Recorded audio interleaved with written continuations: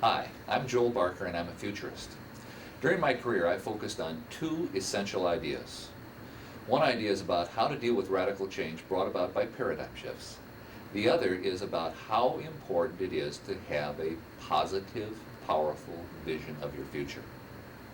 You are about to learn a simulation game called the Vision Web.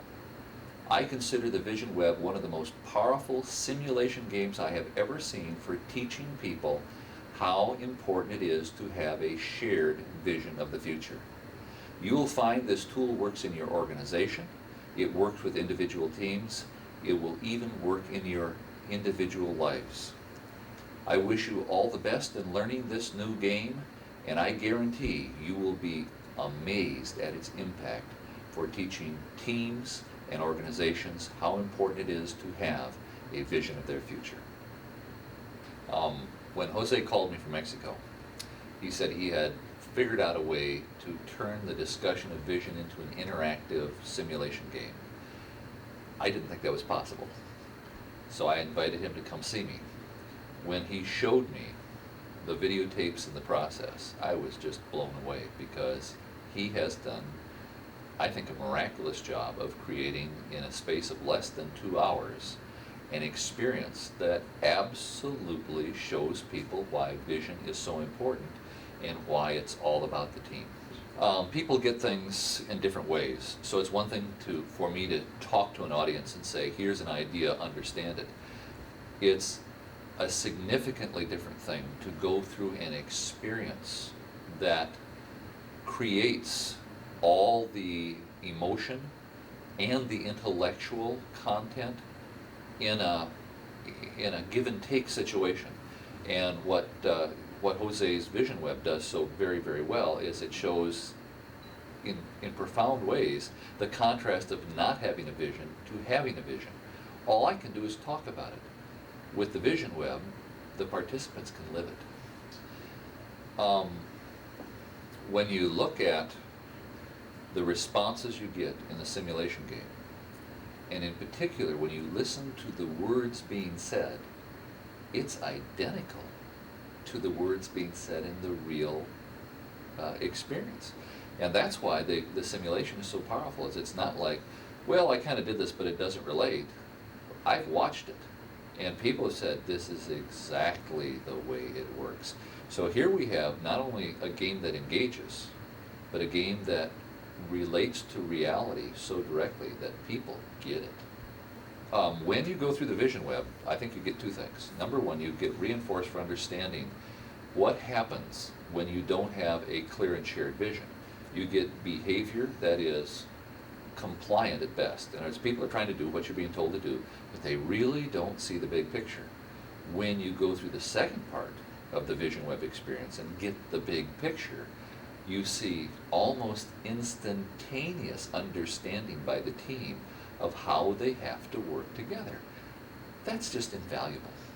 Well, I don't have to talk about it. I just need to quote Jim Collins, who's written the greatest works on that, with Built to Last and Good to Great. In both of those books, he explores the question of, does vision make something different of an organization? And his research, and it is extensive and profound, absolutely proves that those organizations that have a powerful shared vision dramatically outperform those who don't. Something he doesn't talk about so directly, but I think is really important to understand, is also the personal effect of that. If I, as a person, have a vision, I'm part of the vision of the larger institution, my life on a day-to-day basis is much more pleasant, much more focused, much more determined. And I don't mean that in a clench your jaw kind of way, but determined in the sense of, I know why I'm doing what I'm doing, and that helps the heart, and that helps the soul, and that helps everything about it. So there's a profound personal effect of having a organizational shared vision. It will create very quickly the final step of understanding that creates a commitment to creating and preserving a vision in the organization. The other thing I like so much about it is that it also teaches the leadership how important it is for them to continue to communicate and live the vision of the organization. That's a pretty good thing to follow up on after you've gotten the idea of vision. If you remember, a leader is someone we follow to a place we would not go by ourselves. All right? Part of the way the leader gets me to follow them is to give me the vision that I see we're going to. All right? So when you fail to give that, what you basically said is, you've got to trust me even though it doesn't look like, even though I haven't told you where we're going. You've got to trust me. In the new world, I want to work with you as a leader, but I'm not so clear about it's just the trust element. I want to see your articulation, your clear articulation of where we're all going together, that you're leading us to. And so it really does affect the leaders, and I think gives them a different sense of responsibility, but it also does something else. It shows them that when we're all clear on our vision, you have to do a lot less managing and a lot less directing, because I can make the right decisions because I know the vision. So it actually takes a load off the leader's back. Elevates everyone. It elevates the discussion to where it should be. What is it that we want to do today that will help us achieve this vision of tomorrow? And so the connection between tomorrow and today is more strongly realized, and that makes it much easier for me to work today because I know where I'm going. Well, debrief is always important in everything, and that is, I need to articulate and speak what I've learned. A lot of times I felt it, but I haven't talked it out, and in talking it out, people around the circle will, number one, either support or augment that, but I get clear on that. So it's almost like you warm up for a sport, you have to warm down from a sport. It's like the warm down, and if you don't do it, you end up a little stiff. Well, in this sense, you're basically finishing the exercise and finishing the experience so that you can gain the maximum advantage from it. John Wooden used to coach in a very interesting way. When he saw a player do something wrong, he would stop. He would go over and say, "This is what you did wrong." It's the first thing he taught him.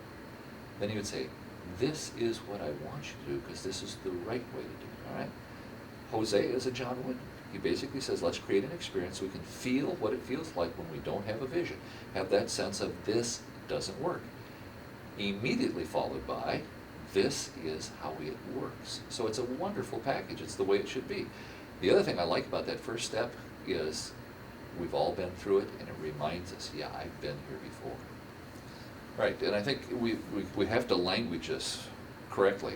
A leader can have a vision but doesn't share it. I'll even put it in stronger terms, doesn't share it well. Sometimes they toss out 10 or 15 words, and I've actually been with it. Well, I told them this sentence, that's our vision. And I'm going, no, it's not. That's the start of the vision. You have much more up here. You haven't shared it. When you don't have that clear vision, what it means for the leader is they then have to micro-manage, and actually, here's a funny term, micro-lead.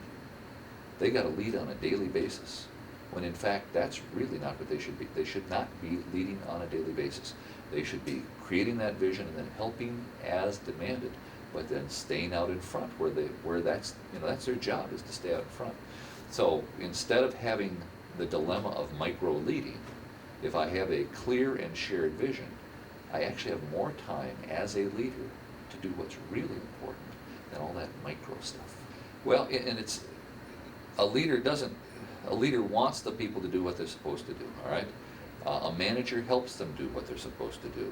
The leader, and this will happen, you'll see the team getting off vision.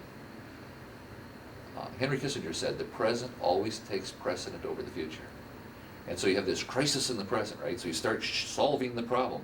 A leader watches and says, that solution actually is going to move them away from our pathway to the vision.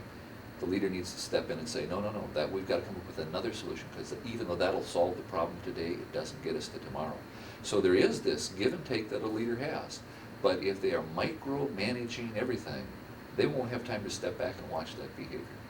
So there is this iteration between here's the vision, and then as the real world impinges on the pathway, you make adjustments.